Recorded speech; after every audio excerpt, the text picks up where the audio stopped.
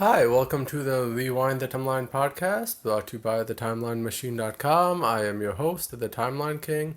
This is the show where we go back in time and we take a look at all the anniversaries that have happened this past week, whether it's 10 years, 25 years, 35 years, 50 years, etc., etc. So for this week, this is episode 14, and we will be going to the week of July 2nd all the way up until July 8th. So let's look at the past week and all the anniversaries that have happened during that time. So the first we'll be looking at is July 2nd. So this is 25 years ago, July 2nd, 1998. We had the release of the book Harry Potter and the Chamber of Secrets. So Harry Potter and the Chamber of Secrets, this is the second Harry Potter novel by J.K. Rowling, and it was released on this day. So I have an interesting history with Harry Potter. I think I was in elementary school when the books came out. I was never one for I thought like Harry Potter would just be something that that's talked about for a little while and then it would just fade. I think a lot of other books that were popular in the time kind of had the same thing. Like Goosebumps was popular for a while, but then nobody really talked about it afterwards. I think same thing with Captain Underpants. That was like a huge thing as well, and so I felt like Harry Potter was just going to become something like that as well. It was just going to become like a fad. It would be popular for a couple of years, and then it would just fade out. Is like Harry Potter was actually like really such a big phenomenon, and it got like really popular. So and they started adapting the books into movies. So we got the first book, Harry Potter and the Philosopher's Stone, known in the U.S. as Harry Potter and the Sorcerer's Stone. So that was released in 1997, and it got made into a movie in 2001. So it just in 4 years, it already got turned into like a budget movie.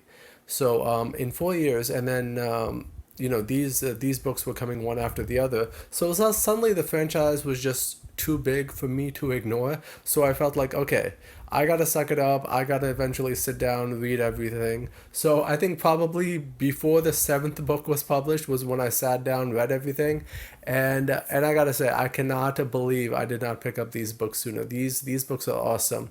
The way that they develop Harry, Ron, Hermione, everyone at Hogwarts, like J.K. Rowling just does a great job at world building and creating these characters and really getting you invested into Harry's story. So, and for that, I think like this is a really great series, and I think this is definitely something that you can understand why 90s kids will definitely be something that I'm sure will be popular for generations to come. Now, I'm probably going to go into some spoilers with this. If you haven't read it, you should probably read it. But I mean, I don't need to worry. Nobody's listening to this podcast right now except for me, so I can just say whatever I want. So let me go on to what Harry Potter and the Chamber of Secrets is about, right? So this is the second Harry Potter book. We're in the second year at Hogwarts. Now there's an elf named Dobby who doesn't go to Hogwarts. He thinks that there's some kind of conspiracy trap for him. So he kind of like tries to block all exit. Harry though does not like living with the Dursleys, so he's determined to go to Hogwarts anyway. And then he steals a car, goes to Hogwarts. So eventually, what we find out is like the conspiracy is related to this Chamber of Secrets, right? So Chamber of Secrets has been opened, and there's like some kind of snake monster that's like coming out. They call it a basilisk. So basilisk comes out. It comes through the pipes, and it's turning people into stone. So yeah, it's turning people into stone, and I think that's what's causing like all these headaches and drama for the gang. So and obviously it's up to Harry Potter to solve it. Now while I was watching it, I was wondering how it would like all relate to Voldemort. So and at the same time, like Harry Potter finds this diary, and he finds out that it was actually written by Voldemort, Tom Riddle, when he was like 15 and such. So because it was written by him at that time, it contains like his essence and stuff. So we'll find out in the later books it's because Voldemort put a Horcrux in the diary, and then because of that, that's why this it kind of seems to be coming to life at that time. So I thought that was an interesting thing, and overall I felt like it was very good. It's a very like also a very standalone book. You don't really need to read the other ones, but it's always good. It's just part of a series to check it out. So yeah, happy 25 years to Harry Potter and the Chamber of Secrets. Alright, so let's move on to July 3rd. So this is July 3rd, 2013. This is 10 years ago.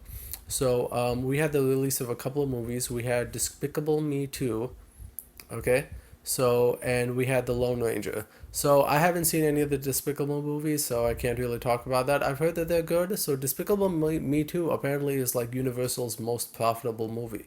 Like what they spent on this versus what they made. This made almost $1 billion at the box office, and I think like this is the franchise that really like made Illumination like really a big name because their minion characters have been successful. I would have never thought at this time that the Despicable Me franchise would become like one of the highest grossing animated films, but I mean, a surprise. So yeah, happy 10 years to Despicable Me too. And now let's get to Lone Ranger, right? So let's okay, so I got a couple of thoughts on this movie. So number one, I did like the Lone Ranger, right? So I think I first discovered it when I was a kid watching the WB, and they did a TV movie about the Lone Ranger. And Chad Michael Murray was playing the Lone Ranger in that TV movie. The TV movie was meant as a pilot for like a potential TV show, which never came. But I enjoyed the movie, and I felt like, hey, this is a film, and it really made me like get fascinated about the characters. So I started listening to the old radio serials, watching the old movies. So and Lone Ranger is really like a character that I became to be a fan of. Now, what Lone Ranger's like most prominent talent? Like when he first came out, he was a character that was famous for having the pinpoint bullet accuracy. So, which is something like pretty much every fictional character can do nowadays. Like, so Lone Ranger is like no different, but like at the time it was really something unique. So for somebody to have such perfect aim, uh, now, so let's get into this movie though. This movie, yeah, I gotta say, it's just like it wasn't really a great movie, and I can't really comment on like why I thought it was bad because honestly I don't really remember that much from it. So I think there were a couple of action scenes that were cool, but I felt like the story is too long. I don't feel like the characters are that developed, and and you know what I really hate the most? You have Johnny Depp who's playing Tonto, right? Like Tonto's a Native American character, and he's like one of the few prominent Native American characters in fiction. And you have him be played by a white guy. It's like it's not something that should happen in this day and age. Especially considering that the Lone Ranger TV movie actually did get a Tonto. It's like there's no reason that a big budget film could not find somebody as well. So yeah, for that I would say I would just recommend skipping this movie. I would not say it's worth your time, but I also have not given it a rewatch since I have seen it, so it could potentially be good. You know what?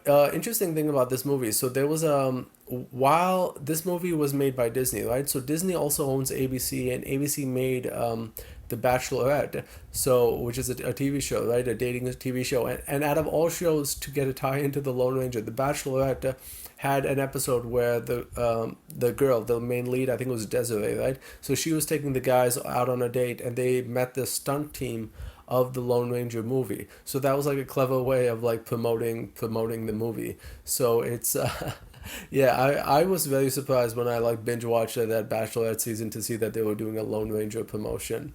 But yeah, a very notable point in history. So yeah, so I would say check out Despicable Me too. Make your own judgment. Don't check out the Lone Ranger. It's just skip that. Hopefully, we do get another Lone Ranger movie eventually. I think we will. I think the character's a big enough brand, and hopefully they will do justice to Danto because this one did not. So, bye. Also, another interesting thing that happened the same day, July 3rd, 2013. Um, we had Star Wars. Star Wars came out in Navajo. So, this is the original Star Wars Episode 4, A New Hope. So, and there was a special like Navajo dub of it. So the Navajo Nation Museum in Window Rock, Arizona, they dubbed the entire movie in Navajo. So and this was like the first time that a major motion picture has been dubbed into the Navajo language, which I think is very great because like Native Americans we don't really have like much representation in Hollywood. And I think like this is a great moment when you can take like such a big movie, a big franchise like Star Wars, and convert it to the Navajo language. So I have not seen this the Navajo version yet, but I did feel like I did read that they did some interesting things, like the Navajo language. They obviously don't have words for like droids or like Darth Vader, any of those names. So like trying to come up with names that could be the equivalent in the Navajo language was very interesting. Now I'd actually want, if there's like somebody who's listening to this, which there probably isn't, who speaks like the Navajo language and can like to tell me like what they changed. I'd be interested to hear it. So yeah, happy 10 years to the Star Wars Navajo edition. All right, so let's move on to July 4th, which was also Independence Day. Yeah, so fun fact. Calvin Coolidge, U.S. president, he's the only president to be born on Independence Day. So pretty big. But anyway, let's get back to real life. So this is 25 years ago, July 4th, 1998. We have the premiere of GameSpot TV, which is a TV show on ZDTV. So ZDTV, it went by a couple of names. It was G4, then yeah, I forget what the other names were, but I think G4 is like the most famous one. G4 Tech TV, yeah, Tech TV is the other one. So Game Show TV, GameSpot TV, right? So the name came from like the GameSpot store, which like sells games and whatever. So this was done as a promotion. When GameSpot like left the promotion, so they changed the names. It got remade, changed to Extended Play and X Play. So I discovered this show while it was being named X Play, and I thought this was like a very good show if you're like a gamer person like I was growing up, and they would do like reviews of all like the video games that are coming out, telling you what is good, what is not, so you can make your own judgment. And there was a host on this show, Morgan Webb. Like she's very pretty. So obviously like teenager gamers who don't have girlfriends like me. It was definitely a good show to watch. So yeah, for that I mean, if you can find like old episodes on YouTube, I would say check it out. So this is yeah, happy 25th anniversary to GameSpot TV. The show did end though, so it doesn't run anymore, but I'm sure like somebody will revive it up eventually. So it says here it lasted like 1,500 episodes, which I gotta say is amazing. Like especially for like a reality show, they're probably doing like a new episode every week. So yeah, hey, check it out if you're a gamer fan. All right, let's move on to July 5th. This is 35 years ago. This is July 5th, 1988. We have the debut of the comic book series, The Punisher War Journal. Now, Punisher was came out in the 70s. 1973 was the Punisher's debut in The Amazing Spider-Man 129. Punisher quickly became like a popular character on his own. So, and during the 80s and 90s, in the comic book industry, there was a lot of like emphasis towards like darker and edgier characters, anti-heroes, and Punisher was an existing character. He already fit the mold, so Marvel kind of brought him up to prominence. So Punisher already had his title, so they started a second one, Punisher War Journal, and this one lasted a while too. It lasted for 80 issues, all the way up until 1995. So there's no difference between this title and the other one. It's all kind of the same. Punisher just decides to go out and kill people. Only difference is in this one he probably just writes a couple more journal entries. But yeah, I mean how one guy can like go up against like dozens of people, kill out all these guys, and just not get any repercussions, especially in a place like the Marvel universe, right? I've always wondered how the Punisher can like survive with Spider-Man, who hates killing, with Daredevil, who hates killing, and they just somehow let the Punisher roam free and they don't do anything. How hard is it for the Fantastic Four to catch the Punisher? There's no way Frank Castle should be able to escape all these guys. But whatever, it's comics. You just kind of had to accept the lunacy at some point. Yeah, but anyway, if you're a Punisher fan, probably check this out. The Punisher War Journal came out 35 years ago today. All right, and also on July 5th, 2013, this is 10 years ago, we had a couple of movies that came out. We have the movie Stuck in Love and The Way Back. I haven't seen any of these movies, to be honest, so I mean, I don't even know why I put them. let's just skip it. They do still have a bunch of famous people, so if you like famous people, you should check it out. I think Stuck in Love is available for free to watch on YouTube, so it's might be a good thing to check out. So yeah, check it out. Happy 10 years to these movies that you've never heard of. All right, and then let's move on to July 6th. 35 years ago, July 6th, 1988, we have the movie Short Circuit 2, which is a sequel to another film from 1984, Short Circuit. Now, the first Short Circuit movie is like very popular. Not a lot of people know that there was actually a sequel made to this one. I've never seen like either Short Circuit movies, so I can't really comment on them whether they're good or bad. I've heard that the first one is pretty good, so I might want to check out. But judging from like a modern audience and then seeing like this guy in brown paint, it really makes me pretending to be an Indian. It makes me really apprehensive to like watch this movie when I'm like not sure if how well it fits with modern sensibilities. But I think eventually I will try to give this movie a fair chance and judge it on its own merit and see what it is. I can definitely understand that the 80s were a different time, so like putting a white guy in brown face, I don't know. I mean, it might have been more acceptable at that time. I also don't know how many Indian actors there were in Hollywood. So even if they wanted to cast an Indian, like how many options did they really have? It's kind of the same reason I kind of excuse Ricardo Montalban playing Khan in Star Trek. It's a different time, different standards. We just kind of have to accept it. But yeah, I mean, eventually I'll try to check this movie out and give my thoughts. So yeah, happy 35 years to Short Circuit 2. Okay, and then let's go to July 8th. This is 50 years ago. This is July 8th, 1973.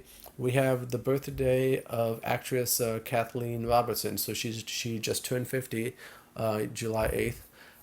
Yeah, happy 50th birthday to her. So she's been in a bunch of shows. So she was in Maniac Mansion. She was in Murder in the First. What I personally know her as is Beverly Hills 90210. She played Claire Arnold. I thought at the time, like, she's a good actress for what that show was. I mean, obviously she's very pretty, and she's like been in a bunch of things as well. So I think I'm trying to see if there's anything I can like really recommend with her. Oh no, yeah, she was in White Chicks, which I thought was like a really good movie. I recommend checking. Wait, was that her or was that somebody else? Oh yeah, yeah. No, actually, sorry, no. I don't think she was in what she was in Scary Movie 2, though. Okay, so Kathleen Robinson was in Scary Movie 2, which I also recommend. That is a good show, a good movie. And then White Chicks is also a good movie, but Kathleen is not in it. So yeah, well, whatever. I'm sure you can find some other movies. But anyway, happy 50th birthday to Kathleen Robertson. And then we have another birthday the same day. This is 25 years ago, July 8th, 1998. We have the birthday of Jaden Smith. Jaden is the son of Jada Pinkett Smith and Will Smith.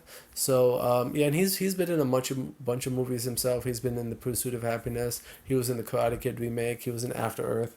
So he's definitely had some attempts at stardom. I think a lot of them was just because his dad was like really pushing for him, so he had the connections in Hollywood. I don't think this guy has like a lot of great acting ability. He does not have like the charisma that Will Smith has. So because of that, he is not in that caliber. I think a lot of his success is probably just due to nepotism, because his parents are famous. He gets famous.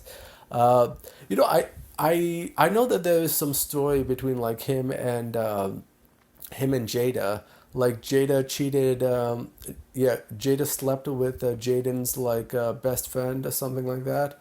Which I really should look up the story, but it's kind of cringeworthy. This Will Smith family. There's a lot of drama out there. Especially after last year with that slap. It's ridiculous. All right, but anyway, I think that's it for today. I can talk about a couple of things that have happened in my life. There've been a couple of movies that I got the chance to see recently. I saw Gilman, Teenage Kraken. That's a very good movie. No, actually, I mean it's an okay movie. It's a good kids movie. I wouldn't. But don't go in expecting like it's Puss in Boots: The Last Wish. It's not in that same caliber. Like this is kind of just like, hey, this is a generic kids movie where you can just like have some fun and stuff like that. So it kind of tries to do that same kind of like allegory for like women growing up, the same thing that like Turning Red did. Although I think like Ruby Gillman does it a little bit better. So, and I mean the animation is not bad. I think this is a good kids movie. That's pretty much all I can say for it. And for that, I mean I do recommend checking it out if you want to see it. Um, Another movie that I got the chance to see is The Flash, um, that came out. So this Flash movie, I know there's been a lot of talk about it. A lot of people say like it's very bad. I didn't feel that way. I personally like this movie. I thought it's one of the better DC movies. But I'm also the same guy who likes Wonder Woman 1984. So maybe my opinion is probably not the best. But I didn't hate this movie. I personally thought that it was pretty good. I know a lot of, but I think I can agree with some of the criticisms. Like, talk about the CGI. The CGI in this movie is just terrible. It's complete garbage. I know the director of this movie, Andy Muschietti, he said that a lot of the CGI was intentional because this is how Barry experiences the Speed Force, and I don't know. I don't buy it. I think. Yeah, I don't buy it because even the CGI looks weird in like non-Speed Force scenes. So even when they're out in the desert, like everything just looks so fake. Especially comparing this to like Man of Steel, Batman versus Superman. You really appreciate how much effort that Zack Snyder put into the visual effects, and I don't get the same thing from the Flash. Especially when the Flash is a movie that's been in development for like so long. I think they first announced it in 2014, even longer when you count like a lot of old versions that came before that. And it's like you have so much time to work on the effects, and then you don't really do anything with it.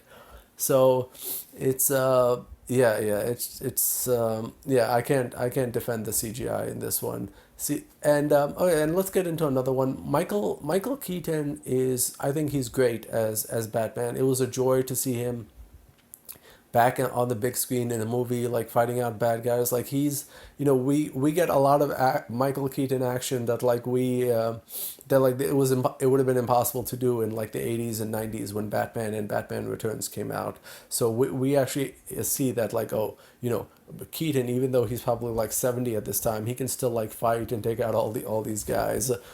Um, but that brings me to another problem. They don't like Keaton's inclusion there, like I don't really feel like it makes that much sense. They try to explain like the multiverse thing, like, oh, changing the past, like killing off Barry's mom, or no, rather like saving Barry's mom alters the timeline, and then now everything is different.